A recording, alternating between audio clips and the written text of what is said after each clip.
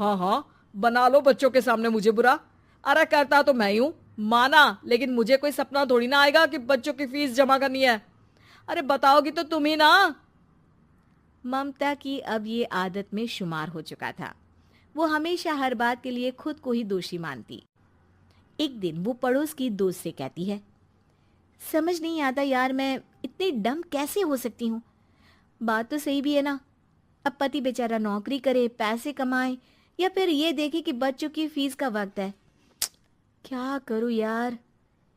पता नहीं, मेरे पति तो सारा काम खुद ही करते हैं। वो तो कहते हैं कि तुम थक जाती होगी, सारा दिन घर बाहर बच्चे तो। अच्छा, ऐसे भी पति होते हैं क्या? अरे क्या बात कर रही है? भाई साहब कभी तुझे किसी बात के लिए सुनाते नहीं? किसने कहा नहीं सुनाते? अरे ये पति चीज ही ऐसी होती है कि बिना पत्नी को सुनाए उन्हें चैन की नींद कहाँ आती है। तो तू भी परेशान रहती होगी कि कैसे, क्या, कब भूल गई। अरे वो तो मुझे बस इस बात के लिए ताना देते हैं कि मैं वक्त पर खाना क्यों नहीं खाती, या पार्लर जाकर अपनी साज सज्जा क्यों नहीं करवाती।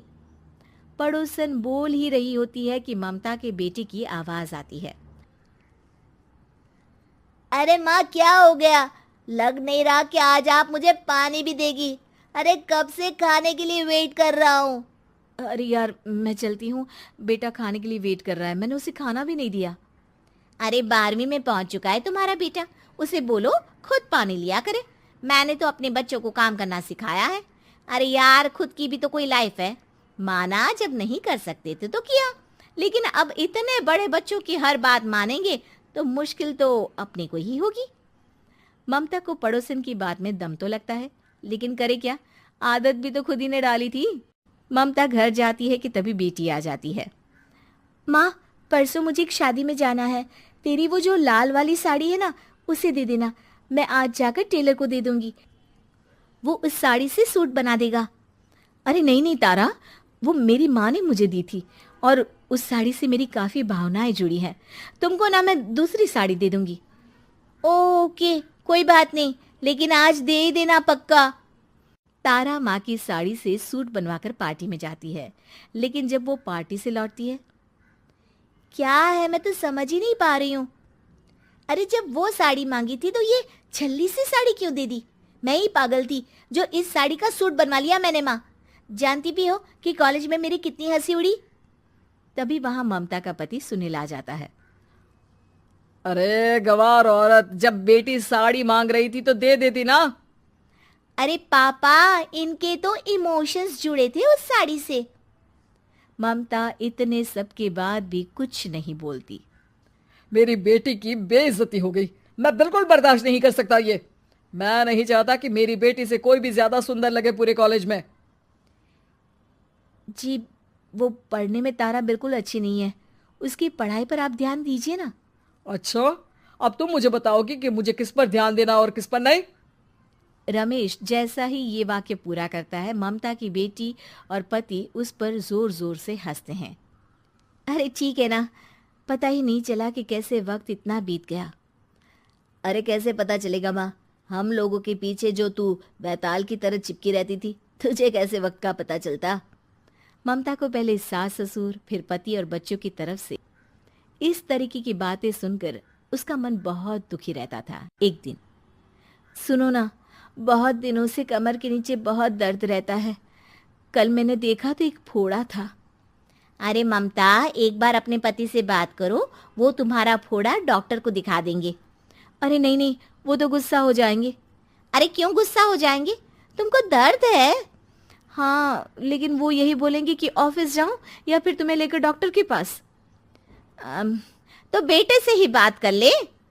अरे वो तो मैं कर लूं, लेकिन फोड़ा है ऐसी जगह कि उसे बताते मुझे शर्म आएगी। लेकिन कुछ ना कुछ तो करना जरूरी है ना, ऐसे कब तक फोड़े के दर्द से तड़पती रहेगी। अब तो सोच रही हूँ कि इनसे बात कर ही लूं, वरना दर्द के मारे कहीं मर ना जाऊं। लेकिन शाम को, ममता, क्या किया तुमने आज? खाने के डिब्बे में कैसा खाना दिया था? दाल खराब हो गई थी, कब की थी? दाल तो मैंने सुबह ही बनाई थी, खराब कैसे हो गई? अच्छा सुनिए ना, मुझे कहना है कि अरे गरम दाल बंद करोगी तो ऐसा ही होगा ना। बेइज्जती हो गई सबके सामने मेरी। ऑफिस वालों ने ऐसा मजाक उड़ाया कि क्या बोलूं।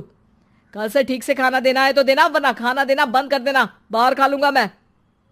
ममता जो पति से अपनी परेशानी बताने वाली थी, वो अब ये सोचने लगती है कि कल से पति को खाने में क्या दे। अगले दिन ममता थकी थकी सी हालत में, आप लोगों के लिए नाश्ता बना दिया है, खाना बनाने की हिम्मत नहीं है आज तो। रात भर सोकर थक गई है ना, इसीलिए तो खाना नहीं बना सकती। हिम्मत नहीं हो रही है, मैं बस सोने जा रही हूँ। बस मैडम को सोने का बोल दो, फिर देखो कैसे सोती रहती है। माँ फिर वही पराठा सब्जी। अरे हमारे साथ के दोस्त एक से बढ़कर एक नाश्ता खाना लेकर आते हैं, आप तो बस। सभी घर से निकल जाते हैं, लेकिन जब शाम को बेटा घर आता है तो घर में अंधेरा रहता है। बेटा लाइट चलाता है। क्या माँ, तुम्हारा भी जवाब नहीं है बिजली का बिल बचाने के लिए? वो बोल ही रहा होता है कि सामने माँ जमीन पर लेटी मिलती है। वो उसके पास जाता है। अरे माँ, क्या हो गया माँ? तभी वहां पड़ोसन आती है। अरे बेटा, तुम्हारी माँ के पैर के पास एक फोड़ा है, जिसके कारण ये लगातार कमजोर होती जा रही थी। मैंने उसे पहले ही कहा था कि घर में बता दो, लेकिन तुम्हारी माँ किसी को तंग करना नहीं चाहती थी। तभी वहां डॉक्टर आ जाता है। अरे इनके ऑर्गन में दिक्कत है, कोई बात है जो इनके मन में खटक रही है। अरे नहीं नहीं, इसके मन में कोई बात नहीं है, कोई काम है नहीं ना इसके पास, सारा दिन बस घर में ही रहती है। देखिए मैं तो ये नहीं जानता, लेकिन हाँ इनके मन में हमेशा कोई बात रह जाती होगी, इसीलिए उनकी ये हालत है।